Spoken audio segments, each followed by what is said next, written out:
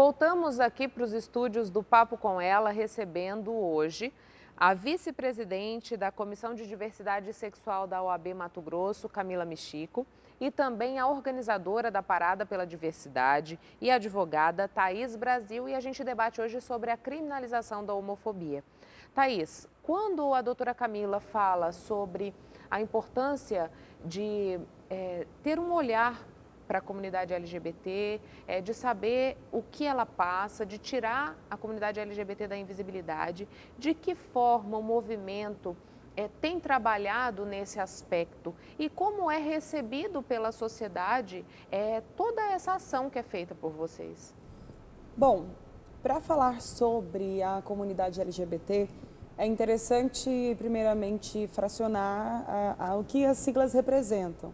Então, quando eu tenho L e B, eu tenho e T também, tenho primeiramente mulheres lésbicas ou mulheres bissexuais, os homens se enquadram em homens bissexuais ou homens gays, e quando eu tenho as pessoas trans e as mulheres travestis, posso ter homens e mulheres trans.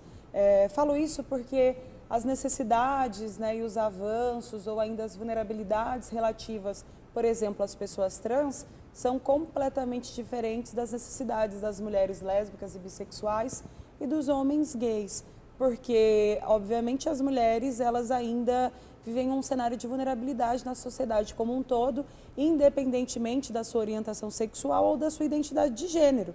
Não seria diferente dentro da sigla LGBTQIA+, hoje, que é a sigla mais atualizada. Quando eu penso, por exemplo, nas pessoas trans, nós ainda falamos sobre o mínimo de sobrevivência dessas mulheres, principalmente. Porque hoje, se a gente analisa o tempo de vida, a idade média dessa população exclusivamente trans e mulheres travestis, nós temos uma idade, se não me engano, em média de 35 anos de idade. Então, hoje... Menos da metade da média nacional, Exatamente.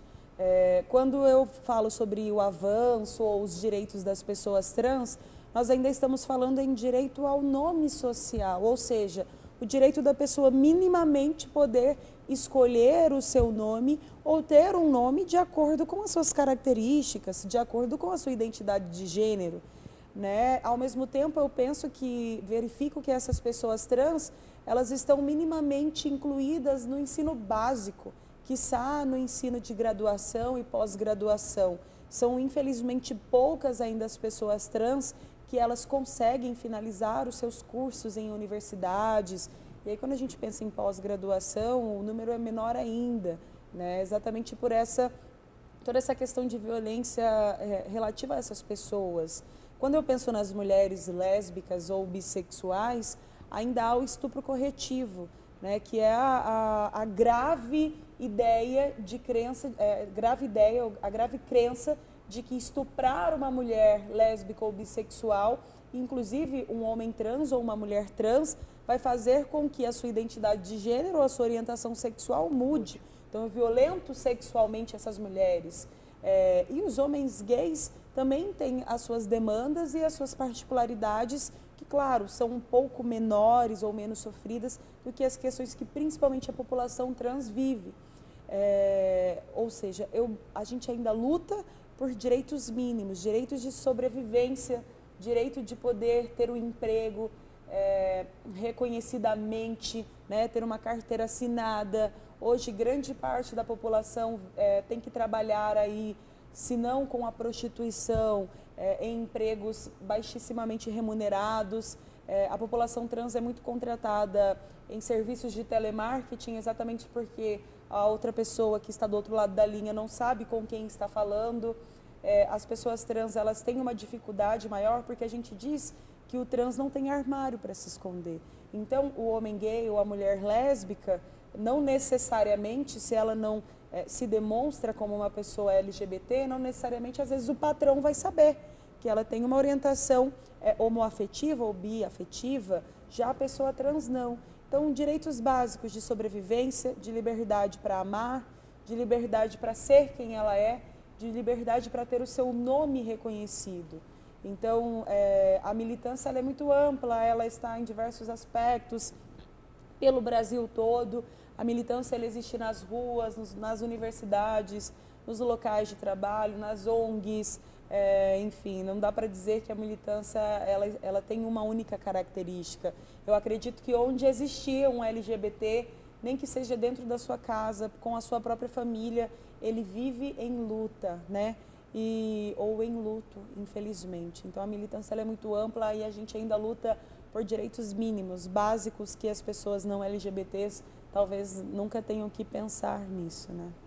Doutora Camila, hoje nós vemos que existe uma onda de ódio nas redes sociais, existem discursos de lideranças religiosas que falam contra a comunidade LGBT, nós temos parlamentares que falam contra a comunidade LGBT, nós temos um presidente do país que deu declarações falando contra a decisão do Supremo. O que acontece com essas pessoas a partir do momento que o STF entende que a homofobia deve ser criminalizada?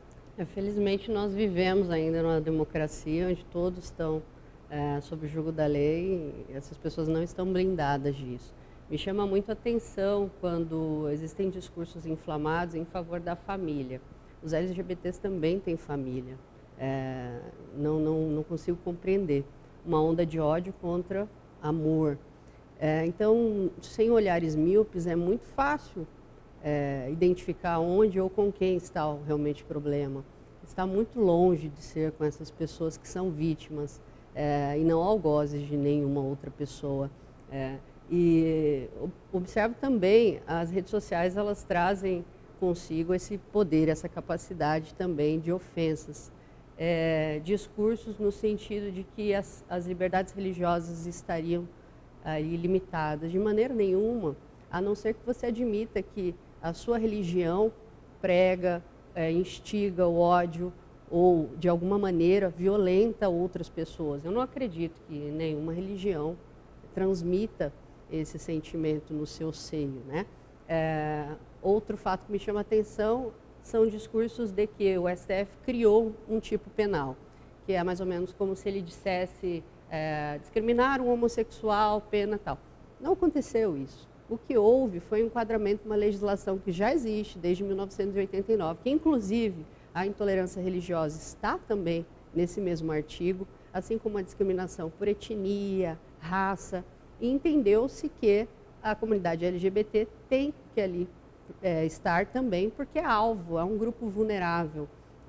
E não é o primeiro caso de enquadramento como crime nessa mesma legislação. Por exemplo, há alguns anos, um cidadão chamado Elvanger, no Rio Grande do Sul, distribuía livros com conteúdo de ódio contra judeus. E ele foi condenado por racismo. Enquadrou-se, entendeu-se que ele cometia racismo, porque o racismo não significa um preconceito pura e simplesmente em razão da cor da pele.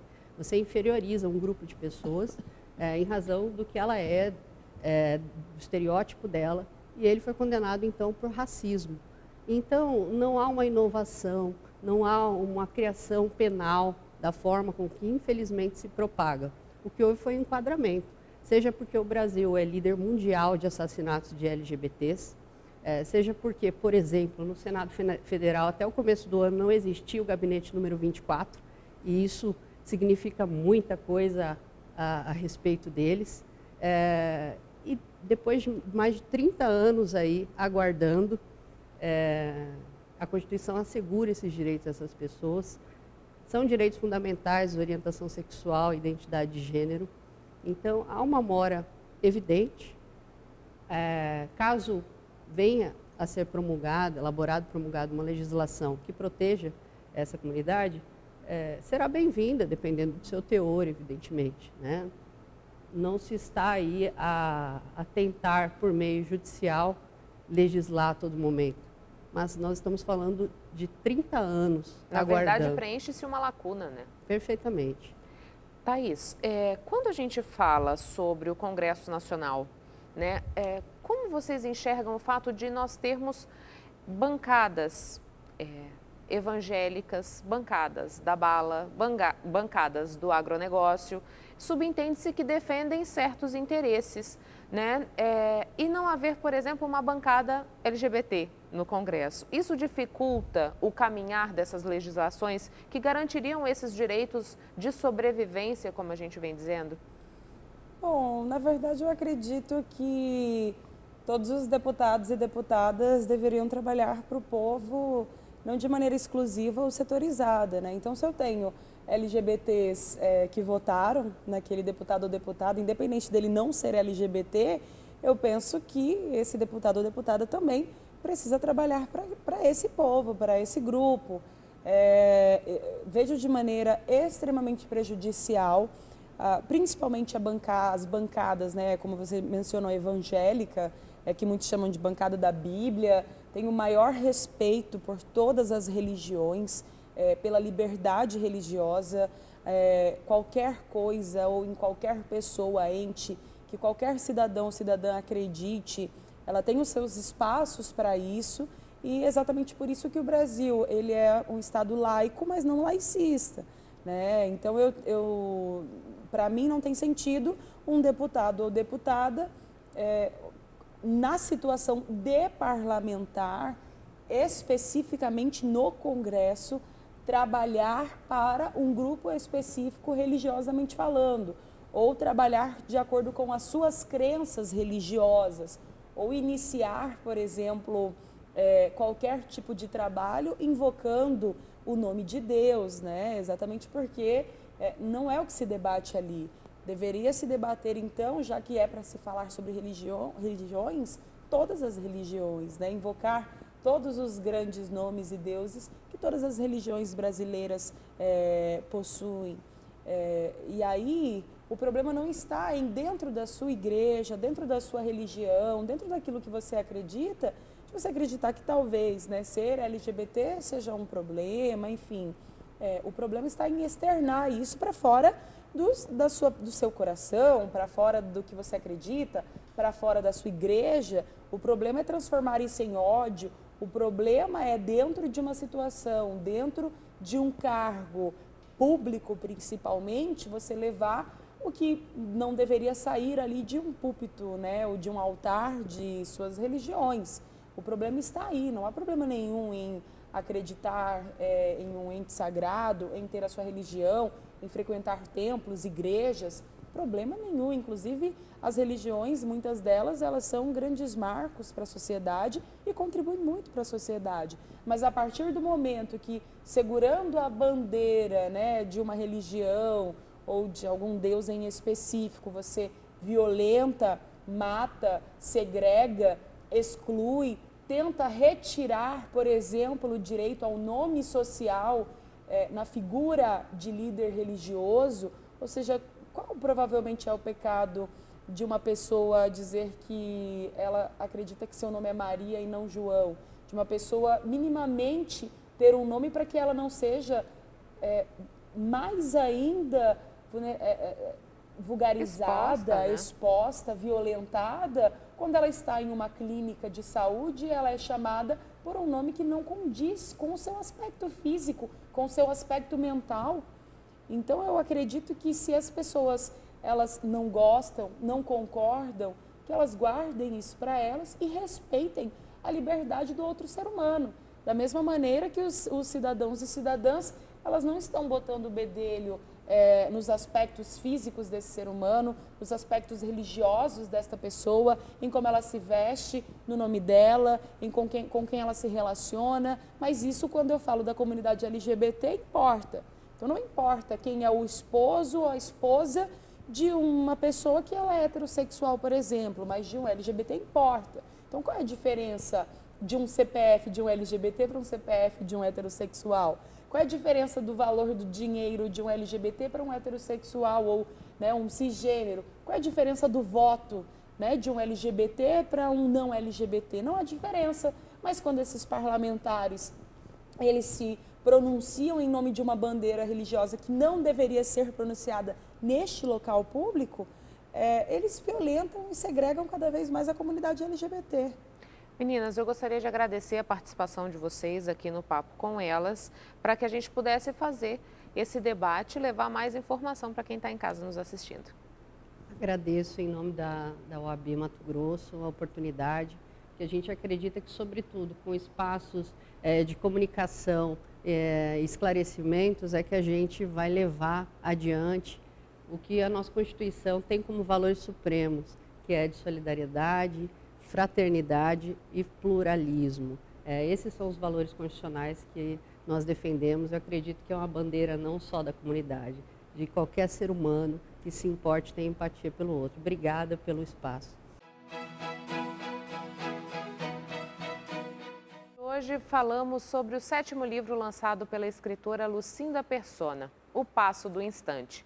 A reunião de poesias de Lucinda nesse novo trabalho aborda questões existenciais, mas mostra também que a poesia pode ser vista em tudo: paisagens, atmosferas noturnas, memórias e amores. Lucinda Persona é poeta, escritora e membro da Academia Mato Grossense de Letras. Nasceu em Arapongas, no Paraná, e reside em Cuiabá.